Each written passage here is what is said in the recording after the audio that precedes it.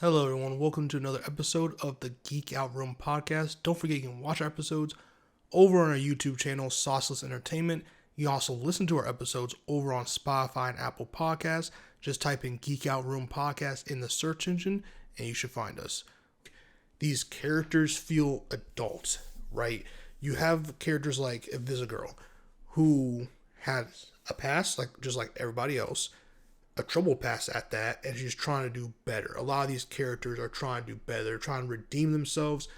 They want to be a better part of society and enter society with the right foot this time. And a lot of people have messed up in their lives. A lot of people have went through things. A lot of people seek redemption and rarely get it.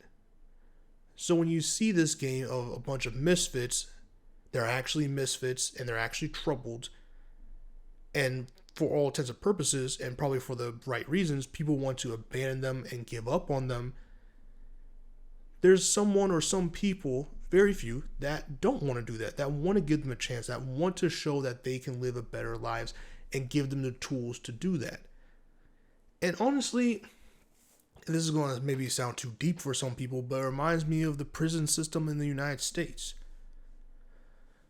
Very often, people leave prison, leave jail, and up right back in there because society is not really geared for them to re-enter, right? For a long time, if you had any type of criminal record, especially one that's pretty heinous, you're not getting a job when you get out of prison. So to get money to survive, to eat, to sleep, you're going to have to commit crimes. The only thing you can do, the only thing that can give you money to live a life in the society that you've now re-entered, and you get caught more often than not and you end right back up in the system. And I'm not saying these people deserve it or don't deserve it, but I'm saying that's the reality of the situation, especially when you go into prison and all the prison rules and the prison system, and everyone knows the prison system in the United States is absurd and it's terrible and it's not the best place to rehab in terms of your past, your addictions, your vices, the things that led you in there to begin with. So seeing that kind of as a commentary for Dispatch, where you have these criminals or former villains that are trying to become heroes now, is very interesting. It's really cool that we're on the side of giving them a chance and being the Dispatch, allowing them to be like the glasses in the chair, being your Alfred to the Batman, that kind of thing. That's the position we're in. Usually we play as a main character like Batman, Superman, Flash, like these characters where they're beloved and cool and they have all the powers and they have all this stuff, right? And they always get the girl, all these things. But we're playing a regular ass dude. And not even a Batman regular ass dude. We're playing a regular ass dude that you and I could be. Okay? And he has to command the respect of people with real superpowers. As flawed as they may be personality-wise and superpower-wise, they're still superpowered beings that could kill him without even a second thought. And that's a very scary and interesting dynamic and position to be in. And that's another reason why this game is interesting. You're playing as a regular dude that's somehow pulling superhuman women while also trying to become a superhero again or a hero again. And it's one of those stories of, does the suit make you a hero or are you a hero on your own? Kind of like the Spider-Man Homecoming situation, but in Dispatch and as an adult. And that's the interesting thing. And points like that is what makes a game truly interesting. Are the characters cool? Check.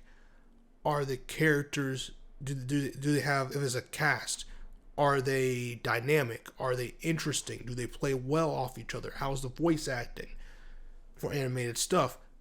Check, check, check. All right. Is the villain interesting? We don't know much about the main villain of Dispatch, but we do know there's beef, and it's because the main villain, or at least, and that's what's also cool. Try and backtrack a little bit. When it comes to the villain, yes, there is a main guy, a main antagonist, right? Because that's what Robert Robertson wants to fight, right? He wants to avenge his dad. That's his personal vendetta. That's his situation. The others have nothing to do with that. They all have their own stuff going on, and that's real. That's life. Life is everyone has something going on. They're their own person, and your bullshit is your bullshit. Their bullshit is their bullshit, right? And that's what's interesting about this because no one else. I mean, he's a villain, so people have beef with him, but no one has beef with him. It's not as personal like with our main character. And so you have that underlining not persona, not perspective, but we have this underlining understanding of what's motivating him in certain regards besides just being a hero for the sake of helping people.